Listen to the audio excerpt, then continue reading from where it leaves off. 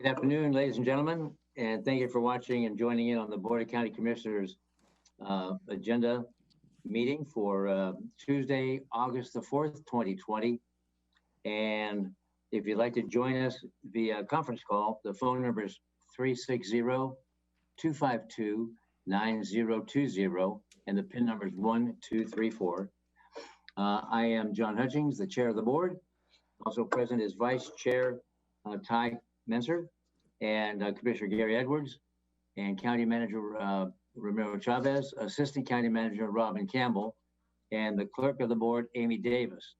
And Ramiro, I see nobody else on my screen. Who have I missed? On the screen, we have Kevin Hansen and Scott Lindblom. Oh, okay, thank you. Welcome, gentlemen. And right after this meeting, or thereabouts 3 o'clock, we have a public hearing. So stay tuned for that. So the meeting's been called to order, and we're going to begin with the Pledge of Allegiance led by Commissioner Gary Edwards.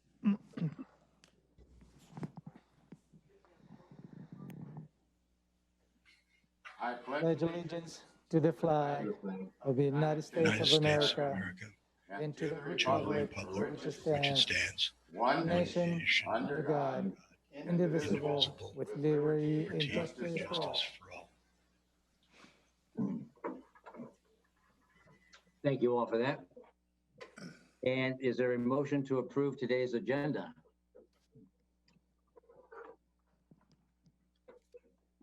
Move to approve today's agenda for Tuesday, August 4th, 2020.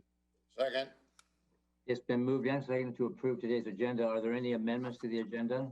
Do you have your microphone? Nope, okay. All in favor say aye. Aye. Aye, that motion carries. Is there approval for the board meeting minutes? Move to approve board meeting minutes from July 28th, 2020 and July 29th, 2020. Second. It's been moved and seconded to approve the board meeting minutes from July 28 and July 29, 2020. Any discussion or changes, alterations? Nope. All in favor say aye. Aye. Aye, that motion carries. Thank you. That takes us to item number 1 on the agenda, which is the opportunity for the public to address the board. Amy Davis has the timer, has control of the timer that's in the boardroom, and so she will control that. When your time is up, you will be notified that your time has expired. When you come to the stand, please introduce yourself, including your name and where you reside in the county. Please address the board and staff. Please silence your cell phones. The board does not typically respond to comments, but may on a needed basis, the county manager will follow up with specific items. Speakers are limited to 3 minutes each, and your time may not be donated to another person. The board reserves the right to restrict a person's opportunity to address the meeting for a good cause. No comments that allude or offensive or defamatory, inflammatory, we ask you please be respectful. No outbursts of any kind. No comments that are commercial in nature. And any materials provided to the county may be considered a public record subject to the public release upon request pursuant to the Public Records Act, Chapter 42.56 of the RCW. Remarks about pending land use permits or similar matters would not be appropriate either. And County Manager Chavez, would you please talk about electioneering and the prohibition? Yeah, thank you, Commissioner. For all the members of the public who are planning to provide testimony today, please refrain from making any type of comments that be considered as electioneering. Thank you. Thank you, sir. Now I have the sign-up sheet, and I will call the people on the sign-up sheet first, and then we'll look to see if there's anybody on Zoom or on the conference call. And the first one is John Pettit.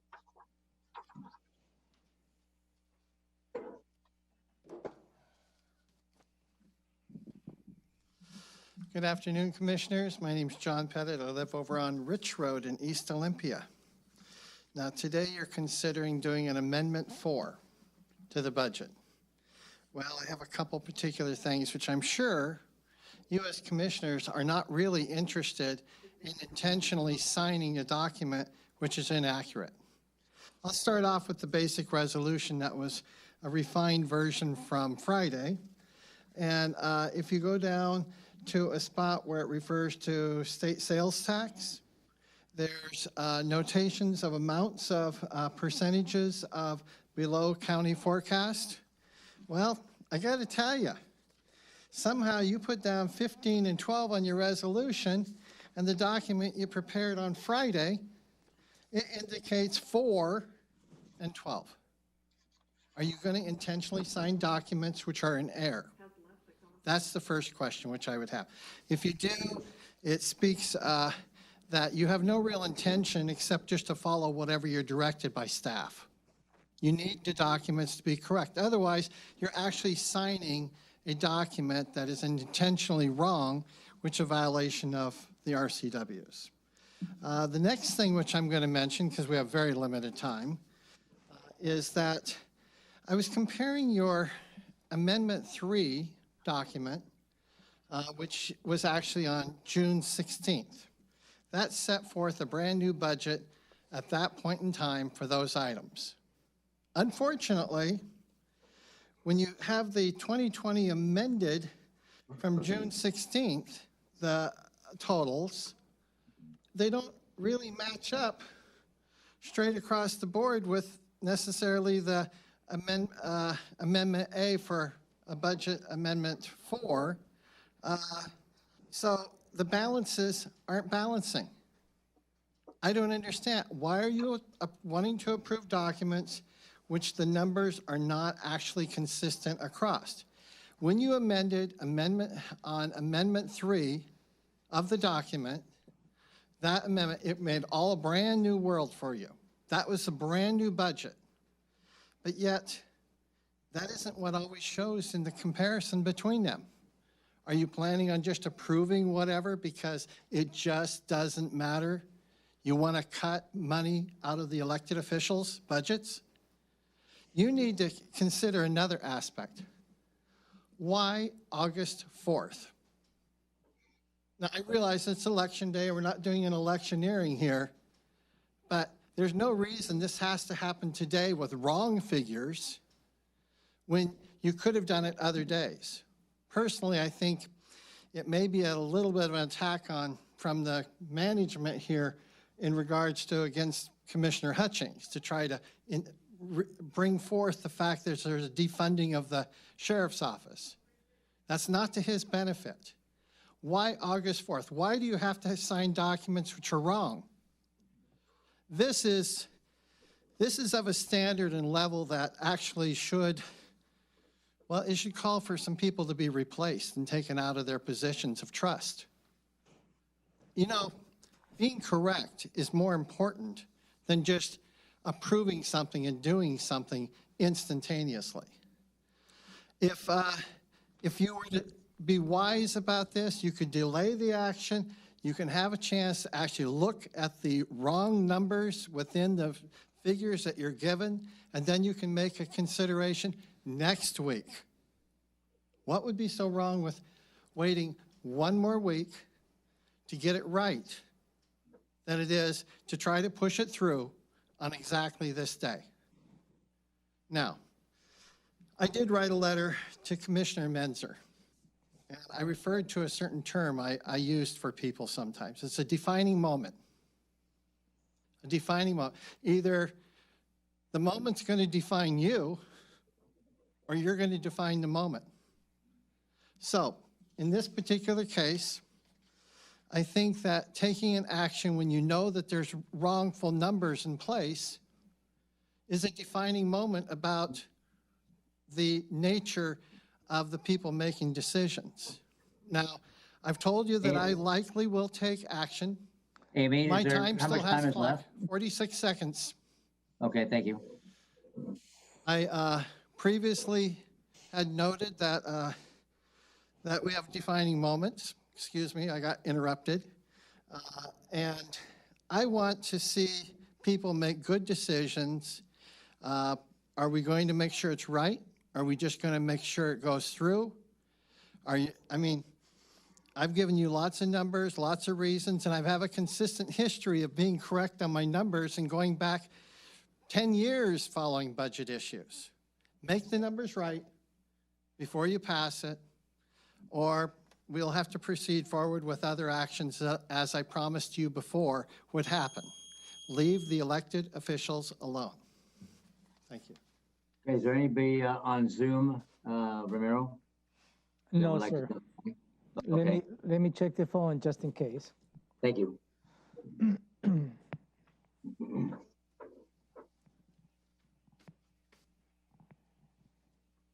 Is there anybody who has joined us via conference call who would like to testify today?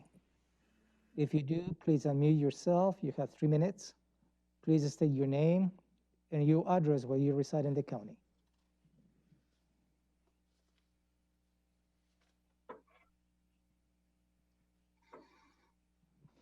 No takers, Commissioner.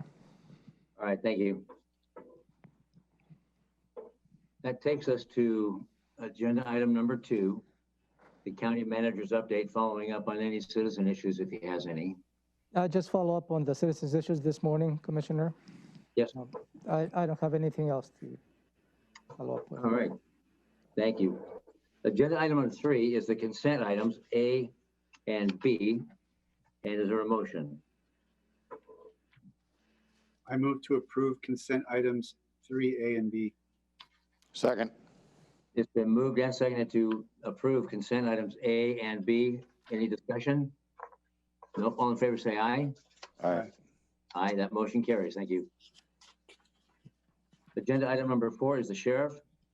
4A is a request for proposal for an inmate anger management, domestic violence, and female offender services training. Okay, we're going right to the undersheriff. Welcome, Undersheriff Tim Braniff. Thank you. Can you hear me okay? Yes, sir. We're respectfully requesting approve the issuance of the proposal for provision of inmate anger management, domestic violence, and female offender services for corrections in the jail facility, and authorize the sheriff or a designee to execute a contract with the successful bidder. That's the first. Thank you. Any questions or comments of the undersheriff? No, sir. No, hear none. No, Okay. we've gone through this. Okay. So is there a motion for 4A? Yes, I move to approve the issuance of a request for proposal for the provision of inmate anger management, domestic violence, and female offender services for the corrections facility, and authorize the sheriff or his designee to execute a contract with the successful bidder. Second. So it's been moved and seconded to approve a request for proposal for the sheriff's office in the correction facility. Is there any further discussion on this item? Nope. All in favor say aye. Aye. Aye. Aye. That motion carries. Thank you. 4B is the contract for a SRO, School Resource Officer for Rochester School District.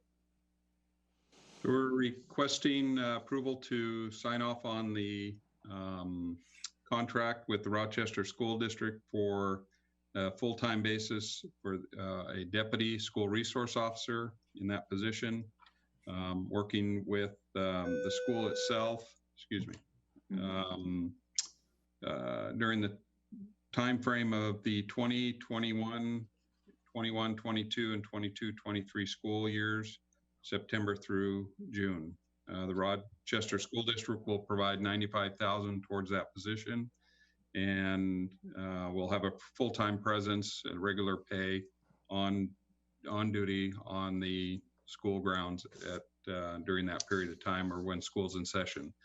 It will not move forward until we know for sure that the schools are going to be open. At this time, it's most likely they won't be, but once that happens, then we'll move forward with the position, the backfill, and everything else. But until that time, we will not hire anyone to backfill the position until we know for sure when the school is going to open. All right. Any questions of the undersheriff? Nope. Okay. No, Is sir. there a motion? I'll move to approve the contract with Rochester School District for $95,000 for the Thurston County Sheriff's Office to provide full-time school resource officer in the Rochester School District during the 2020, 21, 21, 22, and 22, 23 school years, and authorize the sheriff to sign the contract and any amendments not to exceed 10%. Second. It's been moved and seconded to approve a contract for a full-time SRO with the Rochester School District. Any further discussion on that item? Yes, sir. Yes, Commissioner Mentor? So I just wanted to make some comments. I put some time into this issue. Some community groups had reached out and I'd been previously somewhat aware, but they kind of laid out some concerns, not really about local school resource officers, but just in general, the use across the nation, and some statistics leading to racial disparity and higher arrest rates and higher punishment rates. So I just told those groups that I really would have a good conversation. And for example, the Olympia School District has suspended its SRO program while they dig into the new state law and some of the community concerns. So it was important to me to make this decision in conjunction with our education policy experts, who I consider to be our superintendents of schools. So I had a meeting with Kim Fry in Rochester and our superintendent in Rainier, who both gave me a very good rationale for, I think there's really good reasons for why SROs can be positive. And then sometimes there's some negative. So I wanted to make sure we were emphasizing the positive. They really made me feel that we were, and kind of what that boils down to is if you're relying on your SRO for school discipline or security, you're probably on the wrong track. You need to make sure but there's a whole other, set of values they can provide. For example, in other schools across the nation, there are schools out there that are hiring SROs that don't even have counselors or psychologist services. So I wanted to make sure that our local school districts have those services. They do. And the main thing that got me over the hump was that there's a new state law that went into effect. It actually was passed in 2019, but it doesn't go into effect until this fall. And that law was really targeted at exactly the research and data that are connected to these concerns, trying to bring out the best elements of an SRO, minimizing the more difficult ones. And that law requires some specialized training for the school resource officer. It requires some data collection by the school district so that we can be sure that there are not racial disparities occurring and higher arrest rates than needed. And it also requires, and this I think is unique, that the school district with the SRO has to annually review and adopt an agreement with the local law enforcement agency using a process that involves parents, students, and community members. So the one thing that I talked about with the superintendents in Rochester, they were aware of this law but hadn't fully complied. In Rainier, they didn't seem to be aware of it. So I asked for our contracts to include the provision that will be in compliance with this law, and that seem to be acceptable to all parties. So I really appreciate that. And I think I'd like to see how this works, and I think it's going to work well. I'd just like to say, if there are community members that still have concerns, be part of this process. This law tries to address that by having this process that has to involve parents, students, and community members. So there's an entry point for you to get involved and kind of have a conversation. The point of the agreement is to define roles, make it clear what the SRO is going to do. And I think they can do good things for the schools and community. So with all of that, I appreciate, Mr. Chair, the indulgence. I just wanted to lay that out because this is an important issue and I think we're on the right track.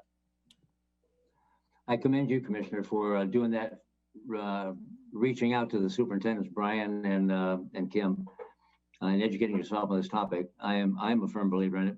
And when I look at what other states do across the country, I scratch my head and ask, are you kidding me? But when it's done properly and with the proper training, the proper selection of the SRO, the proper laws, the proper oversight, and feedback from educators, superintendents, and parents, I think it's an excellent program. And if I can add that one of our lieutenants has been asked to be a part of the Olympia school districts when they go and move forward with their new plans, and to have one of our staff members a part of that to provide that guidance, direction, mentoring, insight, if you will, to help their program move forward in compliance with the new RCW, but however they envision it within their school district. So that's admirable. That it really is, and it gives credit to the staff here at the Sheriff's Office. It does. It gives the Sheriff's Office great credibility. Thank you for that. I didn't know that. Commissioner Edwards, any comments or questions? No, sir. I think we've covered this over the last 2-3 weeks pretty well. Okay, so it's been moved and seconded. All in favor, say aye. Aye. Aye, that motion carries. unanimously for B. And 4C is the SRO contract with the Rainier School District. A little less, same type of a request. This position is for the halftime when the school does reopen. It is in partnership with the city of Rainier as well as the school itself, and we'll continue. This is a renewal of the contract that we've had in Rainier for a couple of years now. So we're respectfully requesting that we be authorized to sign that contract. Okay. Sounds like a school bell. How appropriate is that?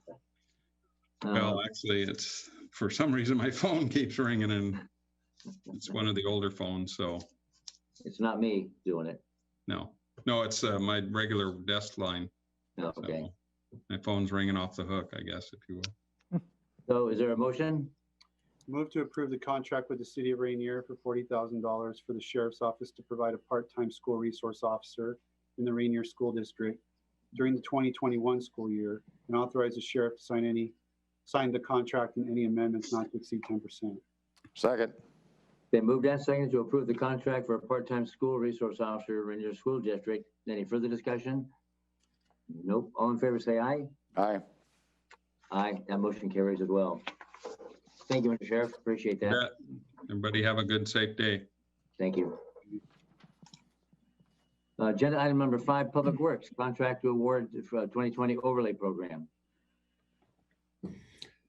Good afternoon, Commissioners. Scott Lindblom, County Engineer with Public Works. Got one item for your consideration this afternoon. That is for a contract award for a 2020 overlay contract. On July 29th, just last Wednesday, we received a total of 5 bids for the 2020 overlay program.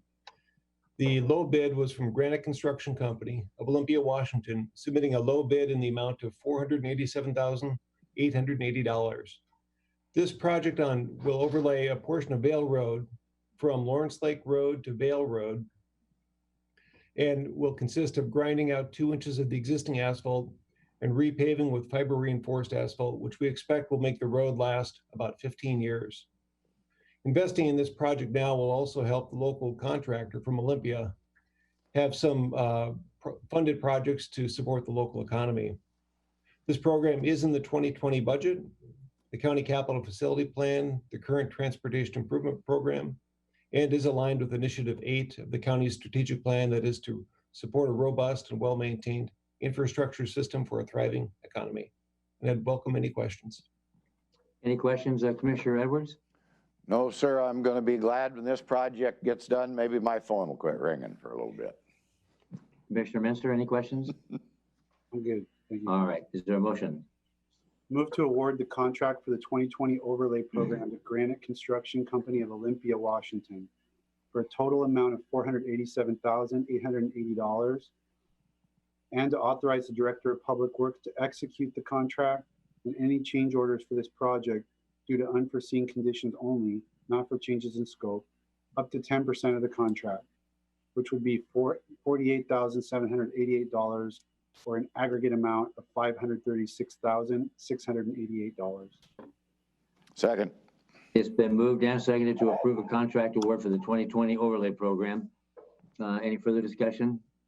Nope. All in favor say aye. Aye. Aye. That motion carries. Scott, thank you, sir. Thank you, Commissioners. Agenda item number 6, Community Planning and Economic Development Contract with Cascade Drilling. Hi, Kevin. Hello. Good afternoon. So, Commissioners, thank you for... Yeah, introduce yourself. Thank you. Okay, sorry. My name is Kevin Hansen, the county's hydrogeologist.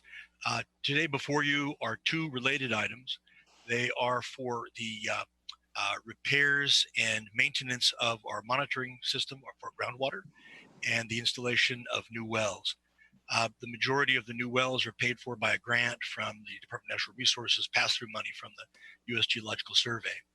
The basic award today is for $55,810 to our low bidder. We received 2 responsive bids.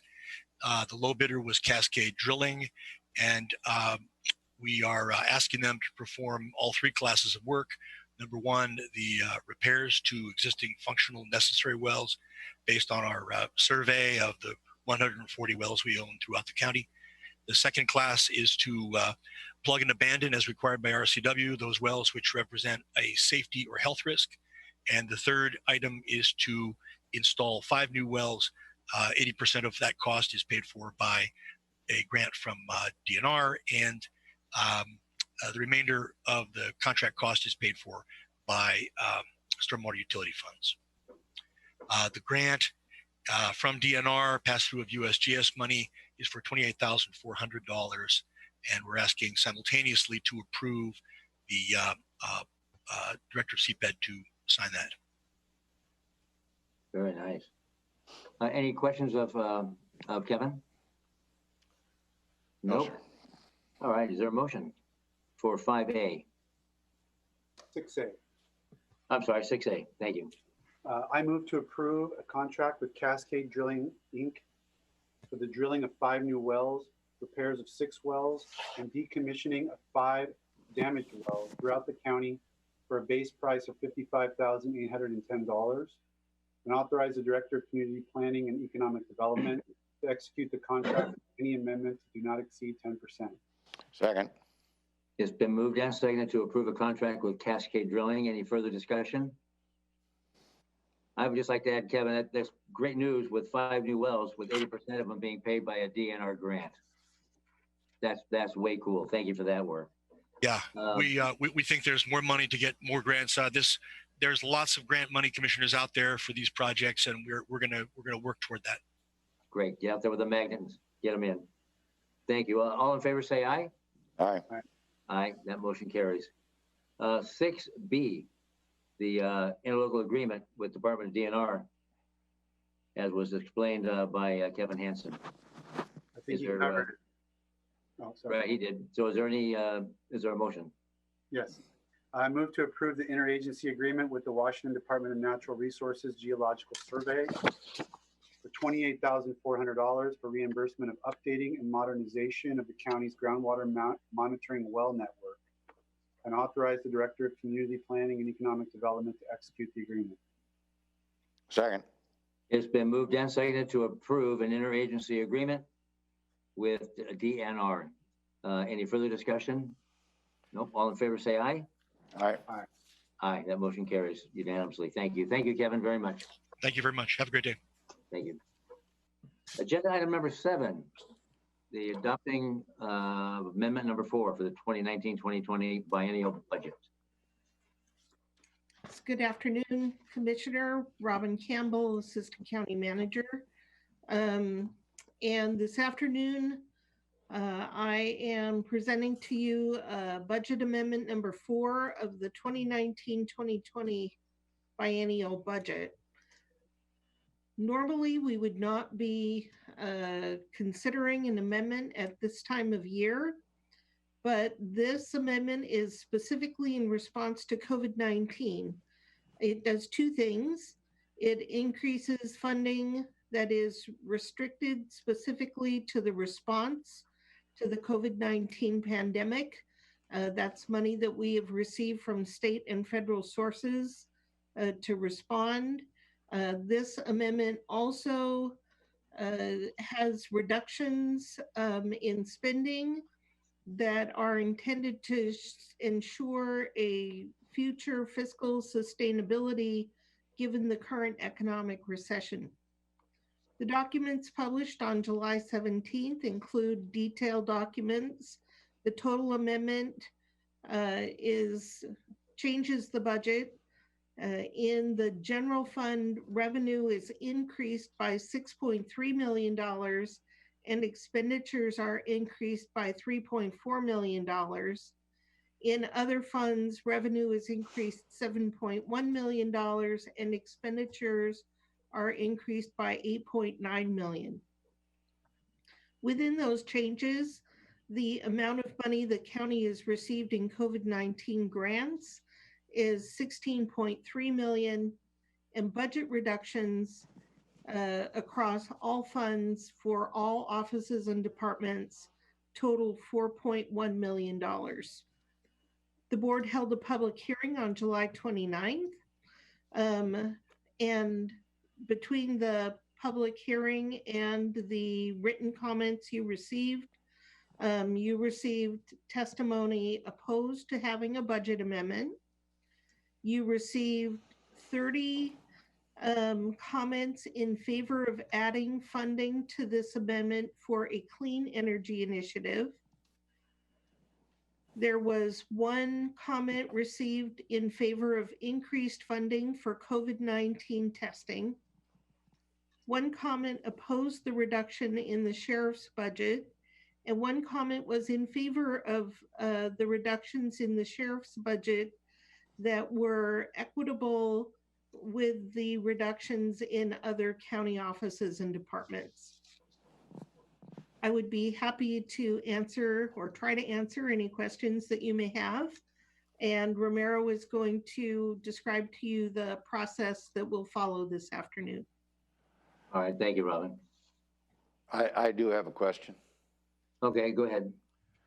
The end result of this budget, should it pass today, would we have 4 less deputy sheriff positions, 2 in corrections and 2 in operations in the sheriff's office? No, Commissioner. The attachment C to this amendment is position control, and that does not reduce any positions in either the sheriff or the correction budget.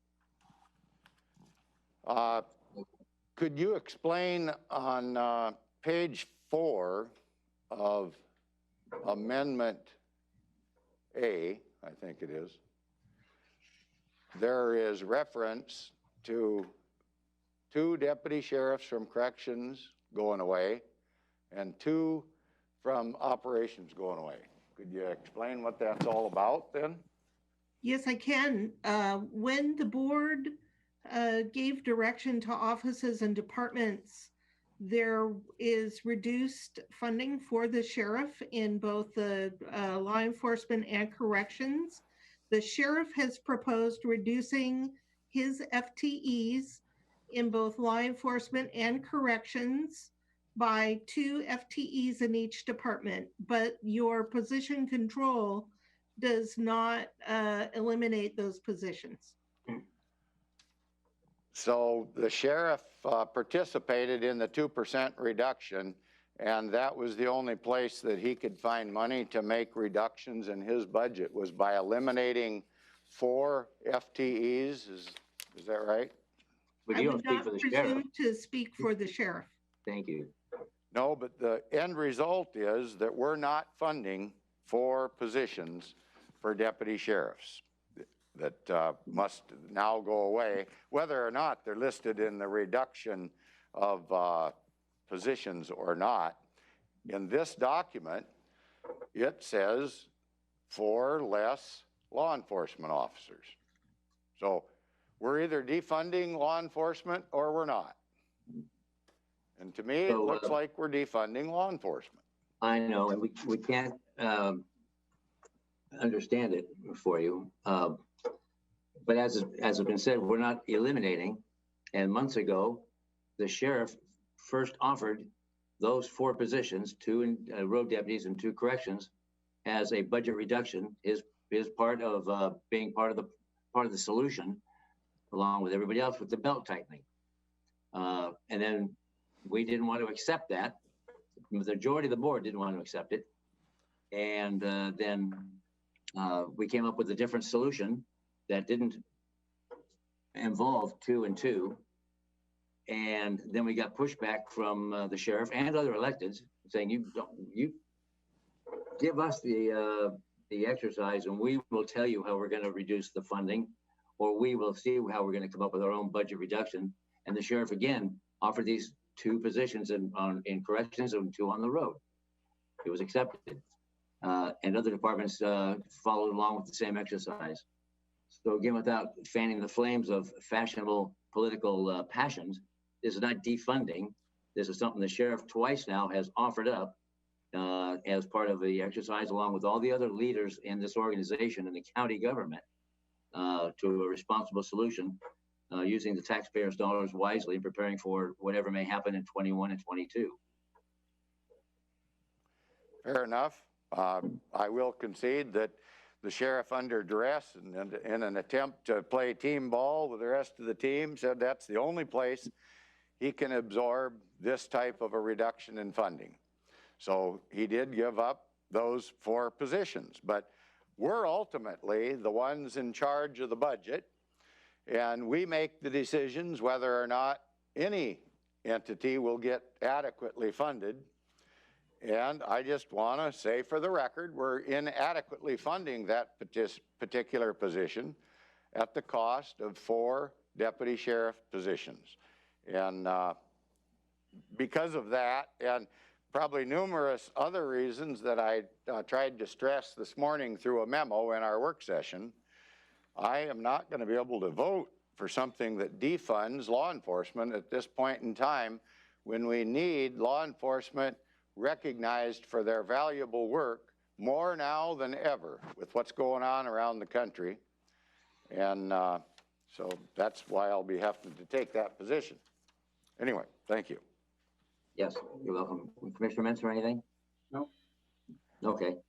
So Romero, do you want to explain the process then? Yes, Commissioners.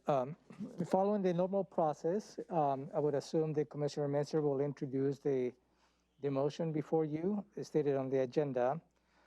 Then I would assume the second commissioner will second that motion. And then the chair will entertain a discussion on that motion. And the reason that I'm explaining this, I believe commissioners would like to introduce amendments to the proposed resolution. And I have prepared for you a document that outlines 5 different amendments for your consideration. And this is not a amendments generated by staff. This is, I believe, based on what we have discussed over the last couple, if not more, weeks. How the amendment process should work, a commissioner will introduce an amendment, whatever amendment that is. That amendment, the chair of the board will ask for a second. If that amendment has a second vote, then the chair of the board will ask for additional discussion and then call for a vote on that amendment. If an amendment introduced by a commissioner does not have a second, then that amendment will die. It will not move forward. And at the end, depending on the amendments the board may approve or not, then the initial action should be revised to include the amendments. Any questions on the process? Do you have any questions, Commissioner Edwards? No, sir. Any questions, Commissioner Mensah? No, sir. Okay. So then, is there a motion? I will move to approve the resolution to adopt budget amendment number 4, including attachments A, B, and C. And I'll second that. Is there discussion? Budget, did I hear that right? Budget amendment number 4. It's in the script there, the action. So it's amendment 4 rather than amendment 1, right? Is amendment, maybe I see what perhaps the confusion that you have. So is amendment 4 to the budget? Uh-huh. And the pages that I have in here are amendments to the motion. And so that's number 1? The number 1 motion here? No, sir. You look at the agenda. Okay. The agenda, the Board of County Commissioners agenda. Yep. On the item, on the action, that's the action that has been introduced in second. I see. I got it. So the amendments that you have on this page are amendments to that action. Okay, got it. Yeah, so the overarching is the amendment number 4. Yep. And then there's an amendment number 1 to that, number 2 to that, number 3 to that, number 4 to that. Yep. And 5. Okay. So is there discussion on this motion? I'm going to wait till we address amendments. Okay. Well, then we're going into the budget resolution amendment number 1. I'm going to go ahead and make a motion then Please. to move to amend Resolution 15915, which is 2019-2020 Budget Amendment 4, by removing position number 0315-24-R-0125 to a legal assistant position in public defense from the eliminated vacant positions listed in attachment C and add one FTE in public defense in attachment A. And I will second that. Is there any discussion on that motion? No? Okay. All in favor of a budget resolution amendment number 1, say aye. Aye. Aye. Opposed? Nay. Okay. That motion carries 2-1. Is there another budget resolution amendment number 2? I would The move. fund, Oh, go ahead. I was just going to get the title, Funding for Climate Action Initiative. Mhm. I would move to amend Resolution 15915, 2019-2020 Budget Amendment 4 by adding $37,500 in general fund for the Clean Energy Initiative to the appropriation to non-departmental in attachment A and B on the condition financial participation for other jurisdictions in Thurston County totals at least $75,000. Second. So it's been moved and seconded to approve amendment number 2, Funding for Climate Action Initiative. Is there further discussion on this initiative or this resolution or this amendment? Nope. All in favor say aye. Aye. Aye. Aye. That motion carries unanimously. Thank you. And is there a motion for resolution amendment number 3, eliminate budget reduction affecting all elected officials? Offices.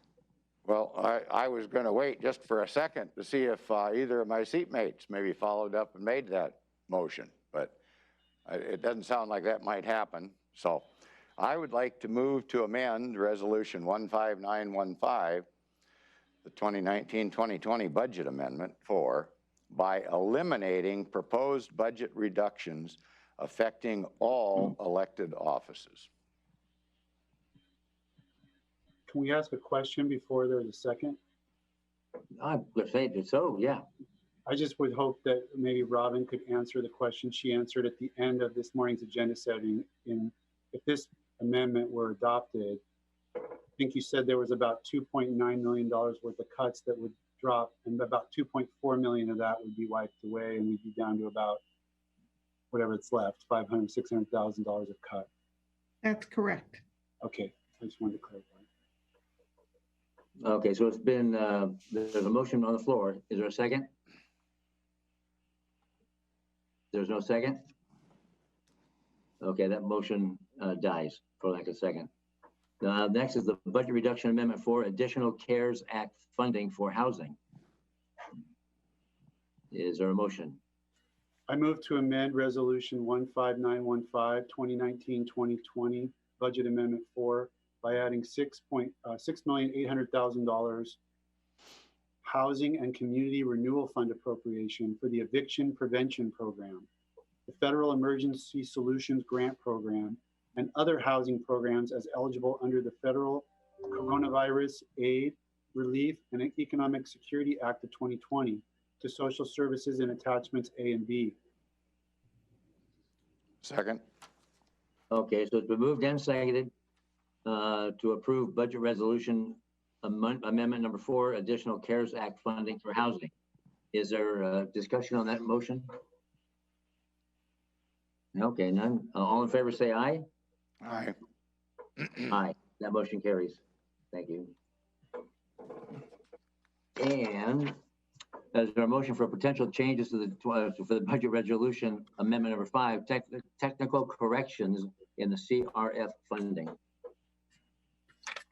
Mr. Chair, I move to amend Resolution 15915, 2019-2020 Budget Amendment 4 by removing duplicated revenue and expenditure Corona Relief Funds, CRF, from emergency management in the amount of $144,802 general fund, and from non-departmental in the amount of $30,000 general fund on attachments A and B. Second. Okay, it's been moved and seconded to approve budget resolution amendment 5, technical corrections in CRF funding. Any further discussion? Nope. All in favor, say aye. Aye. Aye. That motion carries unanimously. So that takes us back to the original motion to approve the resolution to adopt the budget amendment number 4, including attachments A, B, and C. And now there's been some amendments made. So is there a motion to accept the first motion as amended? I would move to approve budget amendment 4, including attachments A, B, and C as amended in today's meeting. And I'll second that. So it's been moved and seconded to approve as amended. Is there further discussion on this? Yes. Yes. Go ahead, Commissioner Edwards. I would like to point out that under RCW 3640-130, that requires elected offices to stay within their budget, and it holds them personally accountable if they don't. I'm afraid what we're doing here is going to put those individuals in jeopardy, and I'm concerned that we did a budget amendment 3 in June, and that budget amendment was going to be the new budget moving forward. But now we're doing a budget amendment 4, and that budget's going to go all the way back to January, it sounds like, in expecting those entities to make the desired reductions that we've asked about, has been talked about maybe at the sheriff's office, for an example. So instead of 5 months worth of budget reductions, we're asking them to make 12 months worth in the 5-month period. And I just think that there's a question about that. We as county commissioners oversee obviously the total budget, around 300 million, but we have direct control over about 200 million, and the elected offices have direct control over about 1 million or 100 million. So I think we're asking more of them than we're asking of ourselves, and the position of reduced funding to law enforcement and to the criminal justice component, which is all of those that interact with law enforcement, the judges and the prosecutor and the coroner, everyone involved. I think this is the wrong time for us to be making those type of reductions. Revenue seems to be about the same as it was last year when we compare all the numbers. So I really don't see the emergency here. And for that reason, I guess I'm not going to be able to support this. So that's it for now. Thanks. All right, thank you, sir. Commissioner Menzer? Yes. Well, the county has a 4-person budget team, and they've given us consistent advice all the way through the crisis. I sit on weekly meetings with the Washington Association of Counties, and we've got financial advice from county financial experts around the state, urging us to act early and decisively in order to best navigate through this, what's going to be a long process of recovery, in my opinion. We've seen budget cuts, substantial budget cuts at the state, municipal level, as well as counties all across the state. I sit in on those meetings every week. In fact, there's 2 or 3 WASAC meetings a week, and I usually catch 1 or 2 of them. And I have not heard, and they're roundtable. I can't say definitively, but I have not heard a single comment from a county in Washington State where they're piping up saying, we don't need to cut our budget, we're not doing that. It's always about how are we going to do it, how are we going to manage it, what's the best way to do it, what are the best sets of strategies to use. So to my knowledge, there's not a single other jurisdiction in Washington State that is taking a position that we don't need to make some adjustments. So I think this is appropriate. The new numbers from the U.S. Department of Commerce that were in the Olympian yesterday were absolutely abysmal for the second quarter. 33, just staggering numbers, and there's some caveats to that, but the idea that Thurston County's got no financial concerns over the next couple of years, I think is not prudent. I'm committed to the financial health of Thurston County. I would have made more substantial cuts, as anyone who's watched any of our budget sessions could have figured out.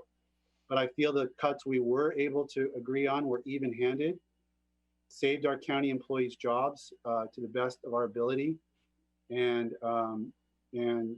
are the right thing for us to do at this point in time. There's been a lot of talk about the criminal justice system, or the sheriff in particular, but even the criminal justice system. Yeah, we were focused on the general fund, and the criminal justice system is 75% of the general fund. So when you're cutting the budget, your general fund budget, you're going to be cutting the criminal justice system. That's inevitable. It has nothing to do with picking on a particular department. And in fact, the sheriff's department was exempted from some of the strategies, like elimination of vacant positions, because they're 24/7 shift workers. They received additional funding, over $1 million in the budget amendment number 3. They received additional funding in budget amendment number 2 last fall. And the only cut that's resulting in the positions that Commissioner Edwards is referencing was an across-the-board 2% cut applied evenly to every office and department, as evenly as we could. So nobody's picking on anybody. We simply had to make a budget cut in the general fund. And that means, because the general fund is where the revenue sources are going to impact. And that means the law and justice system is affected. That's the nature of county government, because that's where most of our general fund goes. So I think this is the right thing to do. Wasn't exactly how I would have done it, but this is a democracy, and we came up with a set of reasonable across the board cuts that hopefully put us in a better position as we move into 2021. Mr. Chair, just a quick rebuttal, please. Well, I just want to add one thing, then you can rebut it, please, if you'll allow.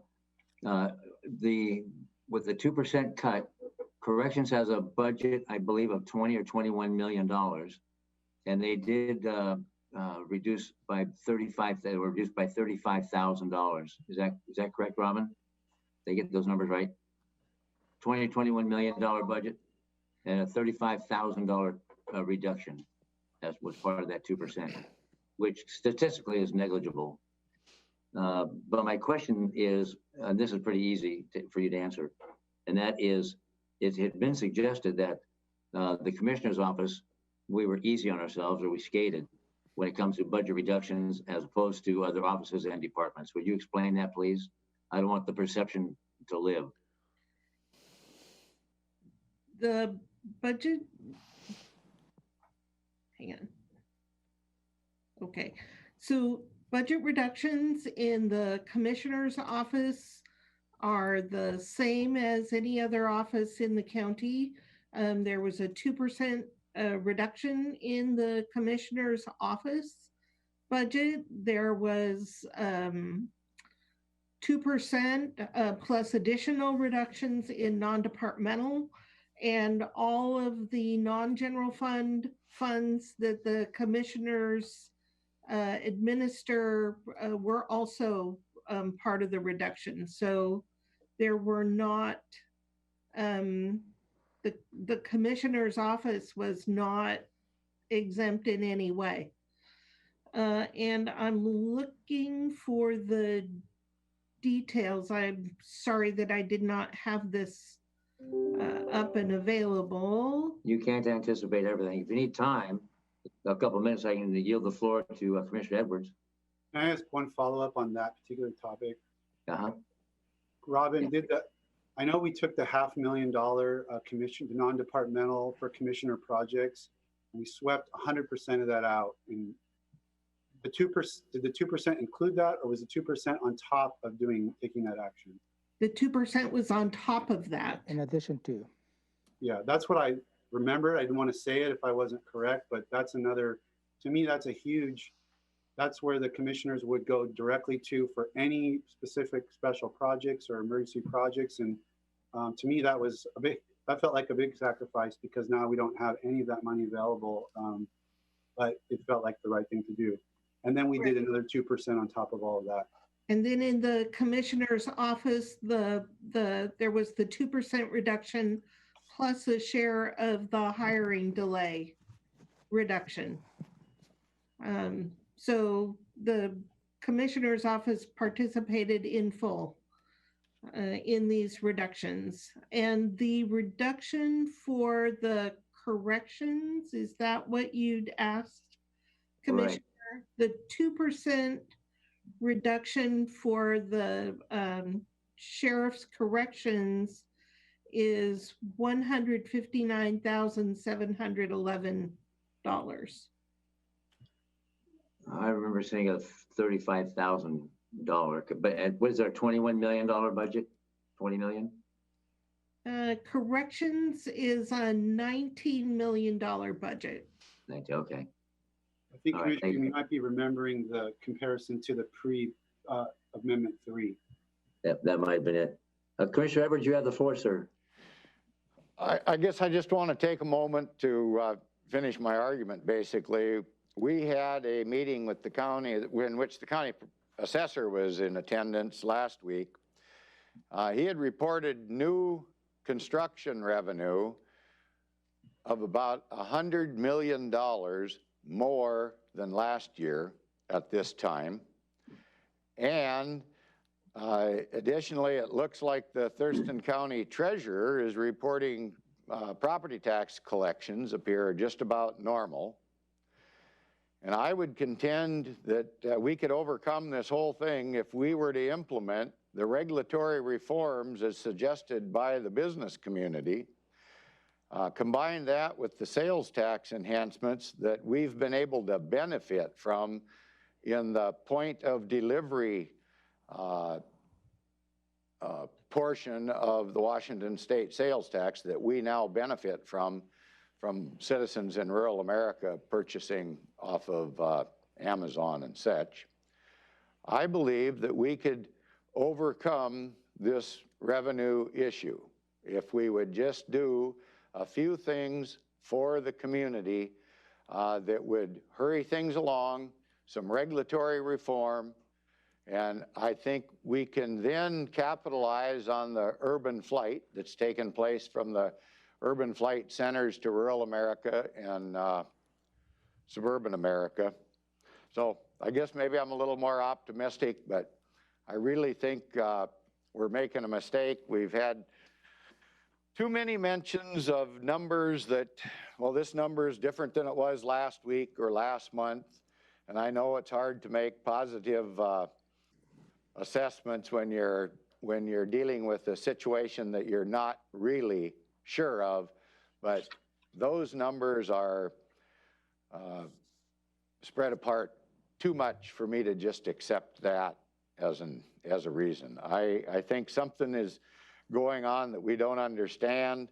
I know just this afternoon prior to this meeting, a citizen came in and said he'd discovered something. I'm looking forward to hearing about that, but at this point in time, I guess I'll have to stand by my position. Thank you. Thank you, Commissioner Edwards. I got to give you credit because you called quite some time ago urban flight into the rural portions of the counties, and that's been happening nationally, as I heard the trend is now being documented. So it's been moved and seconded to adopt a budget or amendment number 4 as amended for the 2019-2020 biennial budget. All in favor, say aye. Aye. Aye. Opposed? Nay. Okay, that motion carries 2-1. Thank you. Thank you, commissioners. Now we're moving on to 7A, reporting, the commissioners reporting on their work sessions, assigned committee meetings and such.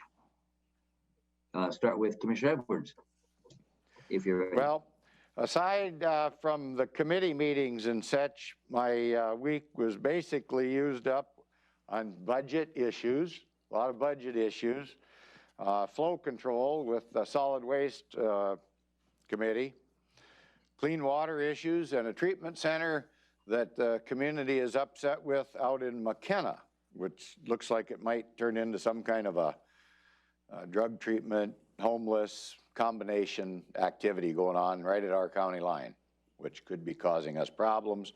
Looks like there'll be 140 participants if it goes through.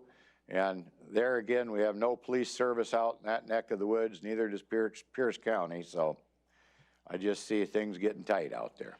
Thank you. That'll be it. All right, Commissioner Messer? Attended a ethics training through the risk pool, which is really interesting. Attended a kind of a brainstorming visioning meeting with some community stakeholders about the idea of creating a resource center or reentry center, diversion center, however you want to call it. And we got some good ideas and brainstorming, hopefully some forward movement on that concept. Attended the Washington Department of Fish and Wildlife pocket gopher status review, and heard some public comment on that, and actually learned a couple of things from the presentation from the state folks about the habitat of the different prairie species that are at issue in that listing. Attended a WASAC webinar on the coronavirus relief funds. Did a interview with our new health officer for a Thurston update video that should be coming out next week, we hope, in time for the Board of Health meeting. Get to know Dr. Damiana Abdul-Malik, new health officer, and a few other miscellaneous, less exciting things, but that was about it. And I'll make this brief because we have another a public hearing coming up. I participated in a legislative steering committee working with other counties and WASAC, Association of Washington Counties, narrowing down our list of priorities for our next legislative session. Met Salvation Army Captain Jared Arnold, along with Olympia Assistant City Manager Keith Staley, and Keely Marino, our homeless coordinator, and Teal Russell, the Olympia Homeless Response Coordinator, keeping the relationship going and introducing ourselves to the new captain with Salvation Army. Attended a meeting with Lacey, Olympia, Tumwater, and Thurston County, us, regarding issues of mutual interest, homelessness, civil unrest, fireworks ban, interlocal agreement with the Regional Housing Council and such. Attended the Finance Committee yesterday. It's a quarterly meeting with the Treasurer, Jeff Gabman, and Auditor Mary Hall regarding the state of the county's finances. And then attended a Coronavirus Relief Fund Zoom and the Independent Investigation of Police Use of Force, I guess, advisory group to the task force. And then had various conversations on budget, homelessness, and the Regional Housing Council. And that is the extent of that. So I'm turning to Romero for his report now. Thank you, Commissioner. Let me walk you through your upcoming week, where at least 2 commissioners will be attending meetings. You may have individual appointments on your individual calendars that will not be part of my report. As soon as you're done with this meeting, you will have a public hearing where you will be receiving public testimony related to interim regulations for development in floodplains. Then moving on to Wednesday, August 5th, nothing on your combined is scheduled. Thursday, August 6th, you have 9 o'clock, a budget work session. Will you be we'll have conversations related to the annual and biannual budgets and start looking at the 21-22 budget development. At 11, you have an executive session related to a potential business venture here in Thurston County. On Thursday, August 6th, at 1 o'clock, you have your regular Superior Court check-in. Moving on to Friday, August 7th, you have another Washington State Association of Counties Zoom meeting, 3:30 in the afternoon, and that will be related to the COVID-19 emergency. Moving on to next week, on Monday, August 10th, at noon, you have another Washington State Association of Counties Zoom meeting, and that will be focusing on the coronavirus relief funding, where you will have the opportunity to see what other counties are doing with that particular funding. And then moving to Tuesday, August 11th, you will convene back here at 9 o'clock, where you'll be reviewing the agenda for that week, as well as the following week. That's all I have for you. Thank you, sir. I want to advise my seatmates, because we generally don't talk about this, but I am out next week. I'm on vacation. So, Vice Chair Commissioner Menser, you've got the command of the floor. You know what I mean, of all the meetings. So thank you for that. And with that, is there anything for the good of the order? No. This meeting is adjourned, and we're going to move into on a different Zoom, I believe, for the public hearing. Yeah, it is a different Zoom, so we'll say goodbye to this one and come back to the new one. Good. Thank you all for joining in. Bye-bye.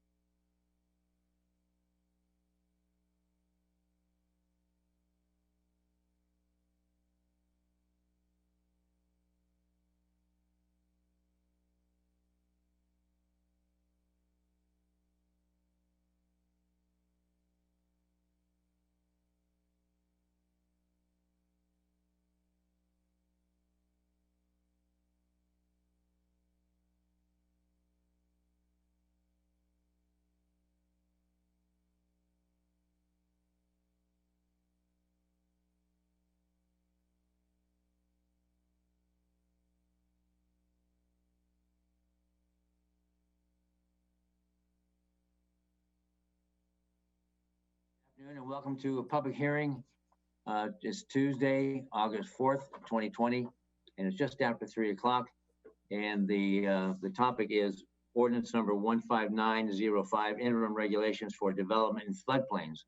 By way of introduction, well, before introducing myself, if you want to join in via Zoom, the phone number is 360-252-9020. PIN is 1234. And you can either just listen in or you can make public comment when it's appropriate. We'll go through the rules shortly. I am Commissioner John Hutchings, the chair of the board. Also present is Vice Chair Commissioner Menser and Commissioner Gary Edwards, our County Manager Ramiro Chavez, Clerk of the Board Amy Davis, and our Assistant County Manager is Robin Campbell. And we also have Jeremy Davis on deck to guide us through this entire topic here. So the purpose of this public hearing is to accept and consider testimony on interim ordinance number 15905, which was approved on June 16th, 2020, which amended regulations for development in floodplains. This is a virtual public hearing. Those wishing to testify have joined by Zoom, phone, emailed in comment, or mailed in comment. If you wish to testify, please visit the Thurston County homepage online and select announcements of public hearings on the left-hand side. The information to join this public hearing remotely has been posted there. If you do not wish to testify but would like to listen and follow along, please watch the live stream through Thurston County YouTube channel to help us manage attendance. Before I introduce Jeremy again, I want to ask Ramiro, did I miss any staff on the Zoom that I cannot see? No, sir, you got it covered. Good. So staff, Jeremy Davis will provide information on the topic. Assuming those on Zoom wish to testify, and doesn't seem to be any, I will read their name aloud. I will read the names on the sign-up sheet 3 at a time. So, and that's not going to be an issue with the overflow room. After the Zoom and in-person attendees testifying, we will ask those on the conference call to testify. Each person has 3 minutes to testify. Time may not be donated to another party. And when you're called on, please state your name and address for the record. And the clerk of the board, Amy Davis, has the timer in the boardroom and will manage the timer.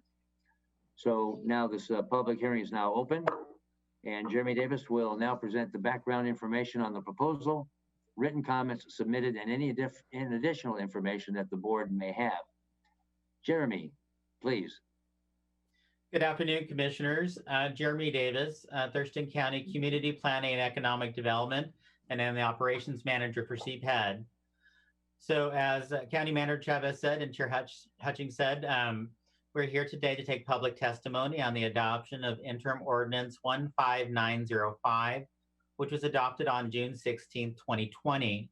The ordinance amended Chapter 1438, Development and Flood Hazard Areas. The Growth Management Act allows for interim regulations to be adopted without a public hearing, so long as a hearing is held within 60 days after the date of adoption. Being as it was adopted on June 16th, our deadline for today's public hearing would have been August 15th. Thurston County was required by the Federal Emergency Management Agency to review and update its floodplain development regulations by June 19th, 2020. The amendments are to ensure Thurston County continues to comply with the National Flood Insurance Program. Thurston County worked really closely with the Department of Ecology on these amendments, and quite a number of them are technical amendments that the Department of Ecology has indicated FEMA is scrutinizing local codes to ensure that they're there. This is in addition to any regular updates to the flood insurance rate maps and the flood insurance studies, which Thurston County actually adopts automatically per the Thurston County Code. The amendments had technical definitions, clarifications, and rewording as directed by Ecology. They indicate records the county needs to retain. They had cross-references, and we add a new section to permit agricultural flood sanctuary structures. This is something that's new in our code we didn't have before, that would allow agricultural users to place these flood sanctuary structures in the floodplain, so long as they meet certain requirements, of course. The Department of Ecology has indicated the amendments we adopted in the interim ordinance bring the county's floodplain development regulations into compliance with the National Flood Insurance Program. For next steps, what we will do is take the interim regulations and put them into a final ordinance for the board to consider at a future public hearing. We will send these, and actually we've already sent these to the Department of Commerce for the required 60-day review, and requested that they also provide us with expedited review so we can get this going and get it completed. I've also talked to the Department of Ecology already, and we do not need to submit it to them for an additional 30-day review as required normally under state law, because we've already done that. We'll hold a public hearing on the final regulations, and the board will have final consideration on the final regulations. And again, today's public hearing is on the interim regulations the board adopted on June 16th. We did receive one written public comment and one email affirming that public comment, and that was from Mr. Howard Glastetter.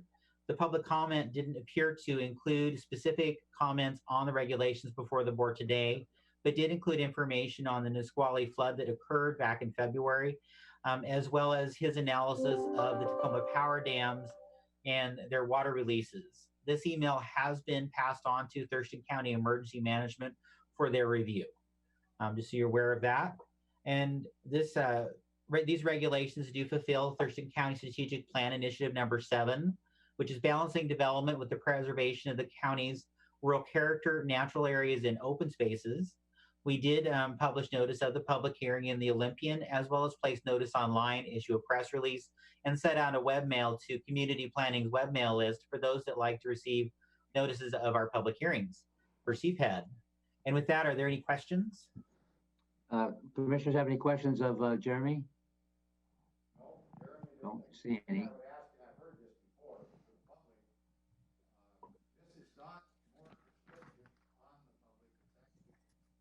Commissioner Edwards, you're barely audible, sir. Sorry about that. How's that? There you go. That's much better. Thank you. Jeremy, you've told us this before, but for the public, this is not more restrictive. This is actually going to be a benefit to property owners when it comes to things like flood insurance and such, isn't it? Yes, sir. So the proposed changes don't add any new requirements that the public has to comply with. They are mostly all technical definitions and clarifications. So there's no substantive new requirements. And with us keeping our regulations up to date, it does mean that we can continue to participate in the National Flood Insurance Program. And the residents in Thurston County who need it or want to can purchase flood insurance. And also because Thurston County is a Class 2 community, a CRS community, those that are in the floodplain development area do get a 40% discount, and those outside get a 10% discount on the insurance company's rates on that. So it is a great benefit to the citizens. Thank you, sir.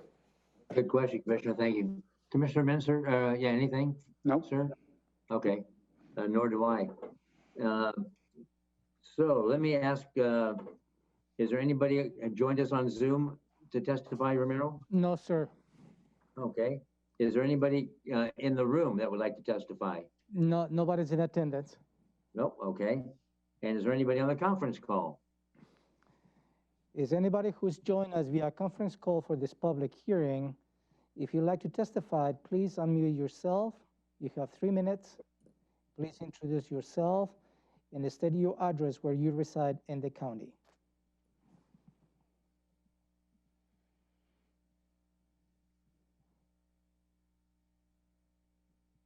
No taker, sir.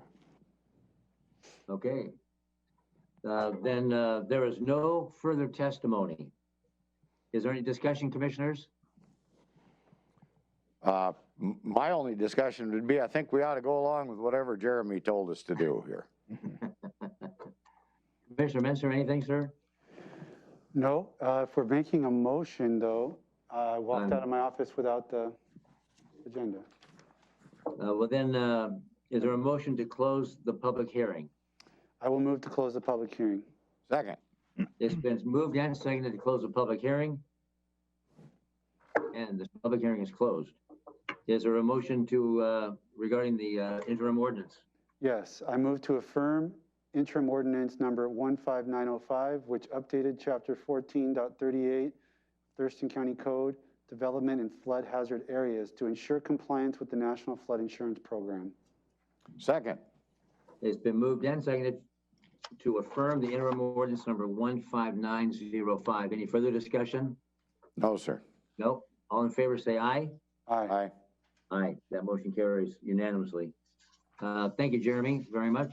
Robin, Amy, Ramiro, thank you. And my fellow seatmates, thank you very much. This public hearing is done. We're adjourned.